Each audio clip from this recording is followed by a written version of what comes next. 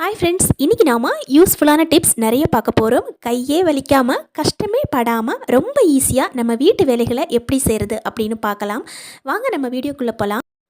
நம்ம வீட்டு வேலைகளை எப்படி டக்குன்னு முடிக்கிறது அப்படின்னு பார்க்கலாம். நாம் இந்த மாதிரி காய்கறிகளோ இல்லை கறிவேப்பிலை, பச்சை மிளகாய் இந்த மாதிரி வாங்கணும் அப்படின்னா நாம் இதை கழுவி ஃப்ரிட்ஜில் வைப்போம் இல்லைங்களா. இந்த மாதிரி வச்சுருந்தோம் அப்படின்னா கொஞ்ச நாள் கழித்து நீங்கள் பார்த்தீங்கன்னாவே தெரியும், கொஞ்சம் அங்கங்கே அழுகி போயிருக்கும், இலைகள் எல்லாம் ஒரு மாதிரி கருத்து போயிருக்கும். ஈவன் நீங்கள் பாக்ஸ்லேயே போட்டு அடைச்சி வச்சுருந்தாலுமே கூட அங்கங்கே தன்மை இருக்கிறதுனால இது இந்த மாதிரி ஆகிறதுக்கு நிறைய சான்சஸ் இருக்குது. இந்த மாதிரி ஆகாமல் இருக்கிறதுக்கு என்ன பண்ணலாம் அப்படின்னு பார்க்கலாம். நான் கறிவேப்பிலையும் பச்சை மிளகாவும் நல்லா வாஷ் பண்ணிவிட்டு ஒரு துணியில் போட்டு நல்லா காய வச்சுட்டேன். இப்போ நம்ம இந்த மாதிரி ஒரு பாக்ஸ் எடுத்துக்கலாம். இந்த பாக்ஸில் கொஞ்சமாக அரிசி போட்டுக்கலாங்க.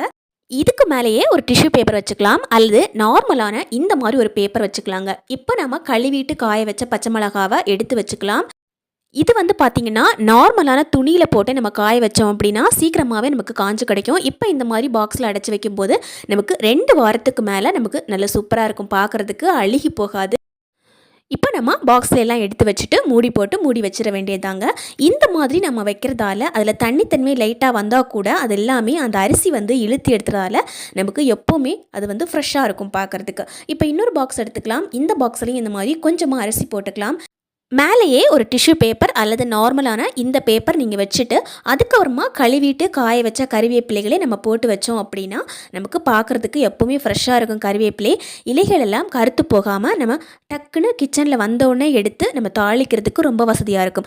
நம்ம கழுவாமல் அப்படியே எடுத்து வச்சுருந்தோம் அப்படின்னா இதை கழுவுறதுக்கும் நமக்கு டைம் ஆகும். அதே மாதிரி இது காஞ்சிருக்கிறதால நம்ம எண்ணெயில் போடுறதுக்கும் ரொம்ப வசதியாக இருக்கும். பாருங்கள், நான் இந்த மாதிரி தான் எப்போவுமே எடுத்து வைக்கிறேன். எனக்கு 1 மாதம் ஆனால் கூட இந்த கறிவேப்பிலைகள் பார்க்குறதுக்கு ரொம்ப ஃப்ரெஷ்ஷாக இருக்கும்.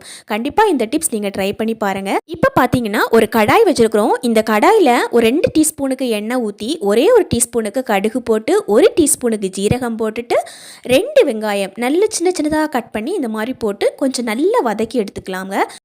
முக்கியமாக குழந்தைங்க வச்சுருக்கிறவங்களுக்கும் காலையில் வேலைக்கு போகிறவங்களுக்கும் இந்த டிப்ஸ் தெரிஞ்சதுன்னா ரொம்ப ஈஸியாக இருக்கும். இப்போ நாம் 2 டீஸ்பூனுக்கு இஞ்சி பூண்டு விழுது போட்டு நல்லா வதக்கி எடுத்துக்கலாம்.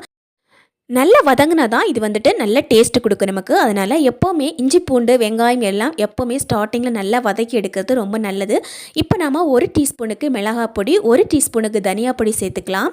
1/2 டீஸ்பூனுக்கு மஞ்சள் தூள் சேர்த்து நல்லா இந்த மாதிரி மிக்ஸ் பண்ணி விட்டுக்கலாங்க. எப்போவுமே நாம் இந்த மாதிரி மசாலா போடும்போது கடாயில் இருக்கிறத ஓரமாக ஒதுக்கி வச்சுட்டு நம்ம மசாலா போடும்போது மசாலா நல்லா ஃப்ரை ஆகி கிடைக்கும். அதே மாதிரி மசாலா ஸ்மெல்லும் இல்லாமல் நமக்கு நல்லாயிருக்கும் சாப்பிட்றதுக்கு. கடைசியாக நல்ல கலரும் கிடைக்கும் நமக்கு. இப்போ நம்ம ஒரு 4 தக்காளி இந்த மாதிரி குட்டியாக கட் பண்ணி போட்டுக்கலாம். இது நல்லா வதங்கணும். நமக்கு ஸ்லைட்டாக ஒரு 2 நிமிஷம் நல்லா வதக்கி எடுத்துட்டு அதுக்கப்புறமா நம்ம க்ளோஸ் பண்ணி விடணும். தேவையான அளவுக்கு உப்பு சேர்த்துட்டு வதக்குங்க. அப்போ தான் நமக்கு சீக்கிரமாகவும் வதங்கி கிடைக்கும். அதே மாதிரி டேஸ்ட்டும் நல்லா ஏறும். கடைசியாக நாம் இதை இறக்கும்போது கொஞ்சமாக கறிவேப்பிலை, கொத்தமல்லி இலைகள், அதே மாதிரி மெயினாக 1/2 டீஸ்பூனுக்கு கரம் மசாலா இதை சேர்த்து நல்லா கிளறி விட்டுட்டு இறக்கணும். அப்போ தான் நமக்கு டேஸ்ட்டும் செமையாக இருக்கும், வாசனையும் சூப்பராக இருக்கும். இந்த மாதிரி நம்ம வாரத்தில் ஒரு நாள் இதை செஞ்சு வச்சுருந்தோம் அப்படின்னா வாரம் முழுக்க நம்ம கவலையே இல்லாமல் இருக்கலாங்க. திடீர்னு நம்ம லேட்டாக எந்திரிச்சாலோ அல்லது நம்ம காலையில் 4 மணிக்கு எப்பயாவது சமையல் பண்ணணும் அப்படின்னு ஒரு சிச்சுவேஷன் வந்தாலோ கண்டிப்பாக இது ரொம்ப யூஸ்ஃபுல்லாக இருக்கும். அது எப்படின்னு நான் உங்களுக்கு சொல்கிறேன். இப்போ இந்த மாதிரி ப்ரிப்பேர் பண்ணிவிட்டு நம்ம இந்த மாதிரி ஒரு பாக்ஸில் போட்டு நம்ம ஃப்ரிட்ஜில் எடுத்து வச்சிடணும். ஒரு 4 மணிக்கு சமையல் பண்ணுறோன்னு வச்சுக்கோங்க. அப்போ நம்ம என்ன பண்ணுறது அப்படின்னு பார்க்கலாம். இப்போ நம்ம கடாயில் கொஞ்சமாக இந்த மாதிரி காய், அதாவது நம்மக்கிட்ட என்ன காய் இருக்கோ அந்த காயை இந்த மாதிரி கட் பண்ணி போட்டுக்கோங்க. தேவைக்கு உப்பு போட்டு இந்த மாதிரி ஒரு 2 நிமிஷம் நல்லா வதக்கி விட்டுக்கோங்க. இந்த காய் வேகிற டைம் தாங்க. இந்த காய் வேகிற டைம்லேயே நம்ம சூப்பராக ஒரு லஞ்சு ப்ரிப்பேர் பண்ணி கொடுத்துடலாம். இன்றைக்கி நான் முட்டைக்கோசும் கேரட்டும் குட்டியாக கட் பண்ணி போட்டிருக்கிறேங்க. இதுக்கு பதிலாக பீன்ஸ் போட்டுக்கலாம், உருளைக்கிழங்கு போட்டுக்கலாம், இல்லை உங்ககிட்ட என்ன காய் இருக்கோ அந்த மாதிரி காய்களை நம்ம கட் பண்ணி போட்டோம் அப்படின்னா சீக்கிரமாக நமக்கு வதங்கி கிடைக்கும். காய் நல்லா வெந்ததுக்கு அப்புறமா இதில் 1 டீஸ்பூனுக்கு நம்ம எடுத்து போடணும். அதில் அதாவது நமக்கு எவ்வளவு தேவையோ அந்த அளவுக்கு எடுத்து போட்டுட்டு அது கூடவே நல்லா மிக்ஸ் பண்ணி விட்டுக்கோங்க. ஏற்கனவே நம்ம பொறுமையாக செஞ்சு வச்சதால் அந்த தக்காளி சட்னி சாப்பிட்றதுக்கு செம்ம டேஸ்ட்டாக இருக்கும். நம்ம காலையில் 4 மணிக்கு சமையல் பண்ணணுன்னா கூட இந்த மாதிரி டேஸ்ட்டாக நம்ம சமையல் பண்ண முடியாது. ஏன்னா ரொம்ப டைம் எடுக்கும். ஆனால் இந்த மாதிரி வெறும் காய் வேகிற டைம்லேயே சூப்பரான ஒரு லஞ்ச் நம்ம ப்ரிப்பேர் பண்ண முடியும். கண்டிப்பாக இந்த டிப்ஸ் நம்ம குழந்தைங்களை வச்சுருக்கிறோம் இல்லை வேலைக்கு போகிறவங்களுக்கு ரொம்ப யூஸ்ஃபுல்லாக இருக்கும். இப்போ நமக்கு தேவைப்படுற சாப்பாடு எடுத்து அதில் போட்டு நல்லா மிக்ஸ் பண்ண வேண்டியதாங்க. இப்போ நம்ம லஞ்ச் பாருங்கள் சூப்பராக ரெடி ஆயிடுச்சு. டேஸ்ட்டும் செம்மையாக இருக்கும். நமக்கு குழந்தைங்களுக்கு கூட இந்த மாதிரி நீங்கள் செஞ்சு கொடுக்கலாம், விரும்பி சாப்பிடுவாங்க. கண்டிப்பாக ட்ரை பண்ணி பாருங்கள் ஃப்ரெண்ட்ஸ். அடுத்ததான் நம்ம கிச்சன் பார்த்திங்கன்னா ரொம்ப அழுக்காக இருக்குது பாருங்கள். இந்த மாதிரி அழுக்கு பிடிச்சிதுன்னா நம்ம க்ளீன் பண்ணுறதுக்கு ரொம்ப கஷ்டப்படுவோம். நான் இன்றைக்கி பிரியாணி, நான்வெஜ் இந்த மாதிரி செஞ்சதால் கிச்சன் பார்க்குறதுக்கே ரொம்ப மோசமாக இருக்குது. அதே மாதிரி எண்ணெய் பிசுக்கு அதிகமாக இருக்குது.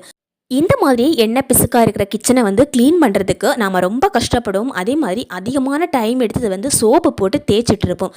ஆனால் ரொம்ப ஈஸியாக சட்டுன்னு 2 நிமிஷத்தில் இதை நம்ம க்ளீன் பண்ணி எடுத்துடலாம். அதுக்காக இந்த மாதிரி ஒரு பாட்டில் எடுத்துக்கோங்க. இந்த பாட்டிலில் கொஞ்சமாக ஷாம்பு, அதாவது 1 டீஸ்பூனுக்கு ஷாம்புவும் 2 டீஸ்பூனுக்கு வினிகரும் கொஞ்சம் தண்ணியும் சேர்த்து நல்லா மிக்ஸ் பண்ணிவிட்டு ஒரு பாட்டிலில் இந்த மாதிரி அடைச்சி அதோட மூடியில் சின்ன சின்ன ஓட்டைகள் போட்டு வச்சு நாம் இந்த மாதிரி ஸ்ப்ரே பாட்டில் மாதிரி அதை யூஸ் பண்ணிக்கலாம்.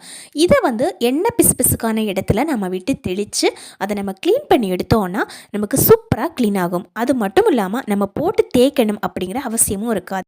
இதை நம்ம ஸ்ப்ரே பண்ணிவிட்டு ஒரு 2 நிமிஷம் வெயிட் பண்ணணும். அதாவது கிச்சனில் இருக்கிற மற்ற வேலைகளை பார்த்துட்டு நம்ம அதுக்கப்புறமா க்ளீன் பண்ண ஆரம்பிக்கணும். அப்போ தான் நமக்கு க்ளீன் பண்ணுறதுக்கு ரொம்ப வசதியாக இருக்கும். முக்கியமாக நம்ம வினிகர் சேர்த்து க்ளீன் பண்ணுறதால கரப்பான் பூச்சி, மற்ற பல்லி, இந்த மாதிரி பூச்சிகளெல்லாம் வராமல் இருக்கிறதுக்கு நிறைய சான்சஸ் இருக்குது. நாம் இந்த மாதிரி கிச்சனை இப்படியே விட்டுட்டு நம்ம தூங்க போயிட்டோம் அப்படின்னா நைட் டைம் பார்த்திங்கன்னா நம்ம இல்லாத வேலையில் மொத்த பூச்சியும் அந்த இடத்துல தான் மேய்ஞ்சிட்ருக்கோம். இதனால் நமக்கு நிறைய ஹெல்த் இஷ்யூஸஸ் வர்றதுக்கு நிறைய சான்சஸ் இருக்குது. நார்மலாக நார் போட்டு சோப்பு போட்டு தேய்க்காமல் இந்த மாதிரி ஸ்ப்ரே பண்ணிவிட்டு இந்த மாதிரி ஒரு சின்ன கிளாத் வச்சு தொடச்சி எடுத்துடுங்க. ரொம்ப ஈஸியாக க்ளீன் ஆகும். அதே மாதிரி நீங்கள் சோப்பை போட்டு தேய்ச்சிட்டே இருந்தீங்கன்னா ரொம்ப டைம் எடுத்துக்கும். நமக்கு இந்த மாதிரி ஷாம்பு போட்டு ஊற வச்சு நம்ம தேய்ச்சி எடுத்தோம் அப்படின்னா நமக்கு தேய்க்கிறதுக்கும் ரொம்ப வசதியாகும், ஈஸியாகவும் க்ளீன் ஆகிடும். நமக்கு கிச்சன் க்ளீன் பண்ணும்போது ஸ்டவ்வு மட்டும் கிடையாது, அதோட வால் பகுதியும் பார்க்கணும். அதாவது கிச்சனில் இருக்கிற சுவர் பார்த்திங்கன்னா நிறைய அழுக்கு பழிஞ்சிடும் நாம் இந்த மாதிரி விட்டு வச்சிட்டோம் அப்படின்னா. ஸோ எப்போவுமே இந்த மாதிரி வினிகர் மிக்ஸ் பண்ண தண்ணியை நல்லா ஸ்ப்ரே பண்ணிவிட்டு நம்ம தொடச்சி எடுத்தோம் அப்படின்னா நமக்கு அவ்வளவு அழுக்கு தங்காது. எப்போவுமே டெய்லி இந்த மாதிரி நம்ம ரொட்டீனில் க்ளீன் பண்ணி விட்டோம் அப்படின்னா கிச்சனும் நமக்கு சூப்பராக இருக்கும், எந்த விதமான வாசனையும் வராது. இப்போ பார்த்தீங்கன்னா கிச்சனோட சுவர் நம்ம இந்த மாதிரி துணி வச்சு தொடச்சாவே போதும். அதே மாதிரி கிச்சனோட பேக், அதாவது நாம் இந்த மாதிரி அடிப்பகுதி பார்த்தோன்னா ரொம்ப அழுக்கு படிஞ்சிருக்கும். இந்த இடத்துலையே நம்ம இந்த ஸ்ப்ரே பண்ணிவிட்டு லைட்டாக தொடச்சி எடுத்தோன்னா அழகாக க்ளீன் ஆகிடும். ரொம்ப டீப்பாக க்ளீன் பண்ணணும் அப்படிங்கிற அவசியமும் இருக்காது. லைட்டாக இதை ஸ்ப்ரே பண்ணாவே போதும், மொத்த கிச்சனுமே நமக்கு க்ளீன் ஆன மாதிரியே நமக்கு தெரியும். கண்டிப்பாக இந்த மாதிரி நம்ம நைட் டைமில் க்ளீன் பண்ணி விடுறது ரொம்ப ரொம்ப நல்லது. கண்டிப்பாக இதில் இருக்கிற டிப்ஸ் ஃபாலோ பண்ணிங்க அப்படின்னா ரொம்ப ரொம்ப யூஸ்ஃபுல்லாக இருக்கும். இதில் சொல்லியிருக்கிற டிப்ஸ் எல்லாம் ஃபாலோ பண்ணிங்க அப்படின்னா கண்டிப்பாக உங்கள் கிச்சன் வேலைகளை கடன்னு முடிக்க முடியும் அப்படின்னு நம்புகிறேன். இதில் சொல்லியிருக்கிற டிப்ஸ் எல்லாமே உங்களுக்கு ரொம்ப பிடிச்சிருக்கும் அப்படின்னு நினைக்கிறேன். தேங்க்யூ ஃபார் வாட்சிங் ஃப்ரெண்ட்ஸ்.